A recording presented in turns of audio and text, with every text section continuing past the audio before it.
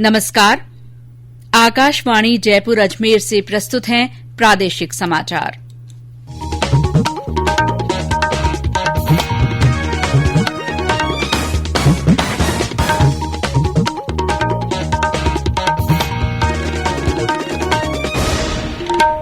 मुख्य समाचार। राज्यपाल के अभिभाषण के साथ कल से शुरू होगा राज्य विधानसभा का बजट सत्र। विधानसभा सत्र से पहले आज हुई राज्य मंत्रिमंडल की बैठक, आयुष नीति को मंजूरी सहित कई फैसले। देश में अब तक 62,59,000 से ज्यादा लोगों को कोविड टीका लगाया गया। प्रदेश में तीसरे चरण में 1,63,00,000 लोगों को वैक्सीन लगाई जाएगी। और राज्य में सर्दी का असर हुआ कम, पश्चिमी राजस्थान में दिन का तापमान 30 डिग्री से ऊपर पहुंचा। समाचारों के साथ मैं शीला चावला। कोविड-19 महामारी के खिलाफ देश एकजुट होकर लड़ रहा है। आप भी हमारे साथ सुरक्षा और बचाव के 3 आसान एहतियाती उपायों का संकल्प लें। मास्क पहनें, 2 गज की दूरी है जरूरी, सुरक्षित दूरी बनाए रखें, हाथ और मुंह साफ रखें। और अब समाचार विस्तार से। राज्य विधानसभा का बजट सत्र कल से शुरू हो रहा है। सत्र की शुरूआत राज्यपाल कलराज मिश्र के अभिभाषण से होगी।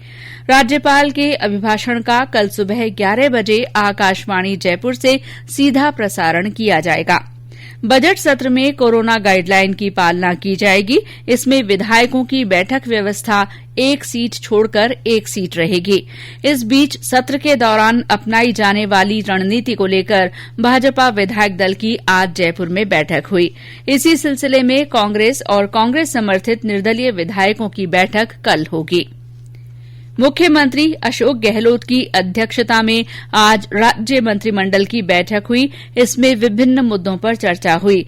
बैठक में राज्य की आयुष नीति को मंत्रिमंडल ने मोहर लगा दी। इसके अलावा मंत्रिमंडल ने राजस्थान किराया नीति को भी मंजूरी दे दी। मीटिंग में राजस्थान रत्न पुरस्कार और गांधी सद्भावना पुरस्कार के बारे में भी चर्चा हुई। मंत्रिमंडल की बैठक में कल से शुरू होने जा रहे विधानसभा सत्र को लेकर रणनीति पर भी मंथन हुआ। देश में अब तक 62,59,000 से अधिक कोविड के टीके लगाए जा चुके हैं।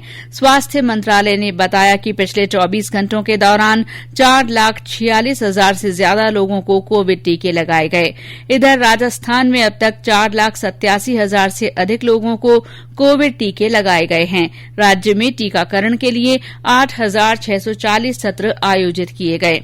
इस बीच आज मुख्य सचिव निरंजन आर्य ने जयपुर में कोविड वैक्सीनेशन स्टीयरिंग कमेटी की वीडियो कॉन्फ्रेंसिंग के माध्यम से बैठक ली।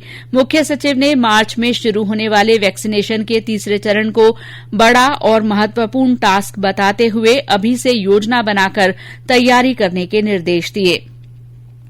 इस अवसर पर चिकित्सा और स्वास्थ्य विभाग के शासन सचिव सिद्धार्थ महाजन ने बताया कि वर्तमान में राजस्थान कोरोना वैक्सीनेशन में देश में तीसरे स्थान पर है। उन्होंने बताया कि मार्च में 50 साल से अधिक उम्र के सभी लोगों का वैक्सीनेशन करने के लिए तीसरा चरण शुरू होगा। इस चरण में अनुमानित 1,63,00,000 लोगों को वैक्सीन लगाई जाएगी। इस बीच बूंदी में आज जिला पुलिस अधीक्षक शिवराज मीणा ने खुद के कोविड-19 का टीका लगवाकर टीकाकरण शिविर का शुभारंभ किया।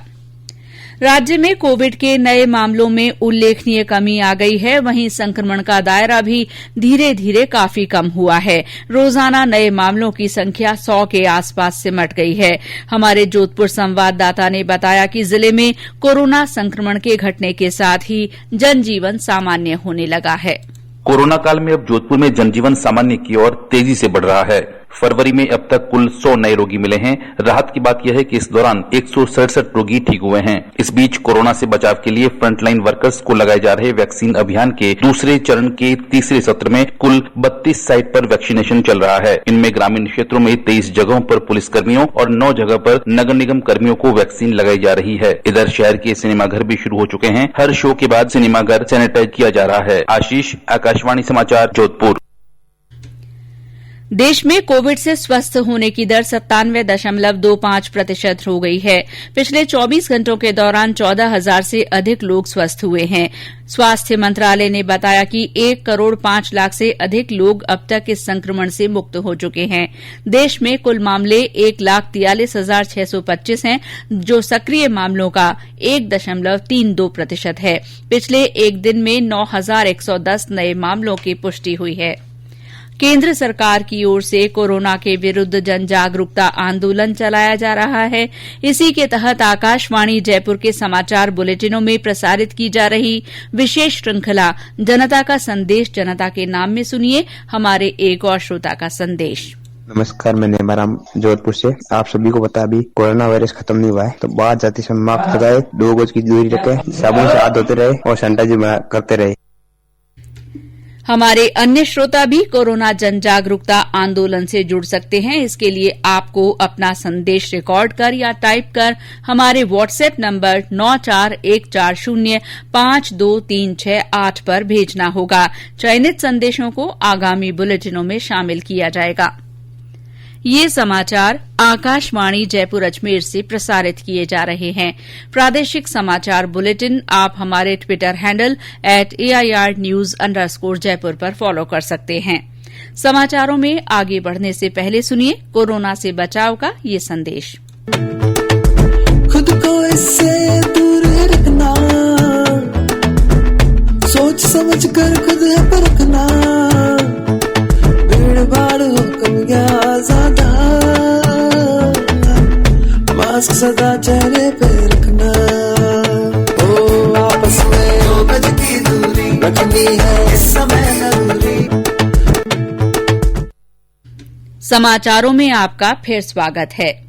राज्यपाल कलराज मिश्र ने कहा है कि स्थानीय ज्ञान विज्ञान को सहेजने वाले ऐसे पाठ्यक्रम विकसित किए जाने चाहिए जो आत्मनिर्भर भारत को आगे बढ़ाने के लिए विद्यार्थियों को तैयार कर सकें। राज्यपाल आज राजभवन से जनार्दन राय नागर राजस्थान विद्यापीठ मानद विश्वविद्यालय के 13वें दीक्षांत समारोह को संबोधित कर रहे थे। उन्होंने नवाचारों को बढ़ाने पर बल दिया। प्रदेश में भूजल के अत्यधिक दोहन से कई हिस्से डार्क जोन में चले गए हैं और वहां के लोगों को पानी के संकट का सामना करना पड़ रहा है। राज्य में भूजल दोहन में कमी लाने और पुनर्भरण के लिए विभिन्न स्तरों पर प्रयास हो रहे हैं। पेश है हमारे संवाददाता का ये dispatch. Central ground water board के अनुसार राज्य के 295 में से 140 जिलों में पानी का अति दोहन हो चुका है। वहीं 64 जिलों में भूजल की स्थिति नाजुक हो चुकी है। भूजल के अंधाधुंध दोहन को रोकने के लिए बहुत सी संस्थाओं की ओर से तथा व्यक्तिगत स्तर पर भूजल पुनर्भरण के प्रयास हो रहे हैं। उदयपुर के एक चिकित्सक PC जैन भी पिछले करीब 20 साल से संरक्षण और भूजल रिचार्ज के बारे में लोगों को जागरूक करने में जुटे हैं। उनका कहना है कि पहले मकान, बरामदे और सड़क सब कच्चे होते थे तो भूजल रिचार्ज हो पाता था। विगत 2-3 दशकों में जहां जल का दोहन तेजी से बढ़ा है, वहीं रिचार्ज की प्रक्रिया भी अवरुद्ध हुई है। हमने हमारे घरों की जो कच्ची जमीन हमारे घरों पर रखते थे वो हमने पक्का कर दिया घर को, और घर के बाहर हमने वॉल टू वॉल सड़क बना दी। तो सड़क के दोनों साइड में जो जगह थी जिससे कि नेचुरल पर्कुलेशन होता था, पानी अंदर जाता था, भूमिजल रिचार्ज होता था, वो बंद कर दिया। उसके बाद में हमने हमारे फुटपाथ थे उनको भी पक्के कर दिए। तो इस वाटर बैंक को वापस पानी नहीं जाएगा तो वाटर बैंक अब तक जिंदा रहेगी। डॉक्टर जैन का कहना है कि हमारे मकान की छत पर गिरने वाला पानी सबसे स्वच्छ है और इसे संग्रहित करने के लिए सबसे सस्ती और सबसे अच्छी तकनीक अपनाई जा रही है। जैसे हम ग्लूकोज चढ़ाते हैं बॉडी के अंदर, तो ये कंसेप्ट दूसरी प्रिंसिपल पे है कि हमने जो है छत का पानी जो आएगा वो सारे नाले हम ज्वाइन कर देंगे, और ज्वाइन करने के बाद में एक 4-5 फीट का एक सिंपल फिल्टर वो बनेगा। उस फिल्टर के अंदर जो है यही जो मटेरियल हम उसमें डालते हैं पिट के अंदर, वो इसके अंदर आएगा। तो पहली और दूसरी बारिश का जो गंदा पानी है हम एक ड्रेन वाल के थ्रू उसको बाहर निकाल देंगे, और जब उसमें से साफ पानी आने लगेगा तो हम उस वाल को बंद कर देंगे, ड्रेन वाल को, और सेकंड वाला वाल्व जो फिल्टर के से ज्वाइन करता है इस पानी को, वो तीसरी चौथी बारिश को हम इस फिल्टर के थ्रू पास करेंगे। डॉक्टर जैन की इस सरल तकनीक को करीब 2000 घरों में अपनाया जा चुका है और वे निरंतर इसके बारे में लोगों को जागरूक कर रहे हैं। उम्मीद की जानी चाहिए कि आने वाले समय में और भी इनसे प्रेरणा लेंगे और जन भागीदारी से प्रदेश में जल की स्थिति बेहतर होगी। जितेंद्र द्विवेदी, आकाशवाणी समाचार, जयपुर। रोडवेज ने राजस्व में बढ़ोतरी करने वाले चालकों और परिचालकों को स्वतंत्रता दिवस पर सम्मानित करने का निर्णय लिया है। राजस्थान राज्य पथ परिवहन निगम के अध्यक्ष और प्रबंध निदेशक राजेश्वर सिंह ने बताया कि रोडवेज के राजस्व में बढ़ोतरी करने के उद्देश्य से प्रत्येक आगार द्वारा इस साल जनवरी से जुलाई के दौरान सर्वाधिक आय अर्जित करने वाले 3 परिचालकों और सर्वाधिक डीजल औसत देने वाले 3 चालकों को प्रशस्ति पत्र देकर सम्मानित किया जाएगा। आकाशवाणी जयपुर के पूर्व केंद्र निदेशक मुश्ताक अहमद राकेश का आज निधन हो गया। वे 93 वर्ष के थे। एमए राकेश हिंदी, उर्दू और फारसी के रचनाकार थे। उन्होंने रुबायात उमर खयाम का हिंदी में अनुवाद किया था। वे पूर्व मुख्यमंत्री हरिदेव जोशी के प्रेस सलाहकार भी रहे। प्रदेश में आज सामुदायिक और प्राथमिक स्वास्थ्य केंद्रों तथा जिला अस्पतालों में प्रधानमंत्री सुरक्षित मातृत्व दिवस अभियान आयोजित किया गया। चिकित्सा संस्थानों पर कोरोना वायरस संक्रमण की रोकथाम के लिए सोशल डिस्टेंसिंग सहित सभी महत्वपूर्ण गाइडलाइन का पूरा ध्यान रखा गया। गर्भवती महिलाओं को कोरोना वायरस संक्रमण से बचाव की जानकारी भी दी गई। झालावाड़ में 1459 गर्भवती महिलाओं का स्वास्थ्य परीक्षण किया गया। करौली में टीकाकरण सत्र आयोजित किए गए।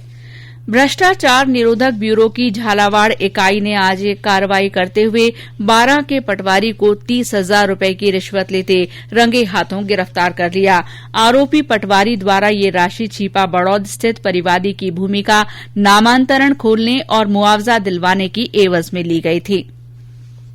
और अब मौसम। प्रदेश में दिन और रात के समय सर्दी का असर कम होता जा रहा है। पिछले 24 घंटे में बीकानेर, फलौदी, जोधपुर, जैसलमेर और बाड़मेर में दिन का तापमान 30 डिग्री सेल्सियस से ऊपर दर्ज किया गया। इसके अलावा अन्य जिलों में भी अधिकतम तापमान 25 डिग्री सेल्सियस मापा गया। रात के तापमान में भी बढ़ोतरी दर्ज की गई है। माउंट आबू में सबसे कम 1.4 डिग्री सेल्सियस तापमान रिकॉर्ड हुआ। सीकर में न्यूनतम तापमान 5.5 डिग्री सेल्सियस, भीलवाड़ा में 6.4 डिग्री सेल्सियस दर्ज किया गया। प्रदेश के उत्तरी और पश्चिमी जिलों में रात का तापमान भी 10 डिग्री सेल्सियस से ज्यादा रिकॉर्ड किया गया है। और अंत में मुख्य समाचार एक बार फिर। राज्यपाल के अभिभाषण के साथ कल राज्य विधानसभा का बजट सत्र शुरू होगा। विधानसभा सत्र से पहले आज राज्य मंत्रिमंडल की बैठक हुई, जिसमें आयुष नीति सहित कई अहम फैसले लिए गए। देश में अब तक 62,59,000 से ज्यादा लोगों को कोविड टीका लगाया गया है। प्रदेश में तीसरे चरण में 1,63,00,000 लोगों को कोविड वैक्सीन लगाई जाएगी। और प्रदेश में सर्दी का असर कम हो गया है। पश्चिमी राजस्थान में दिन का तापमान 30 डिग्री सेल्सियस से ऊपर पहुंच गया है। इसी के साथ प्रादेशिक समाचार बुलेटिन समाप्त हुआ। नमस्कार।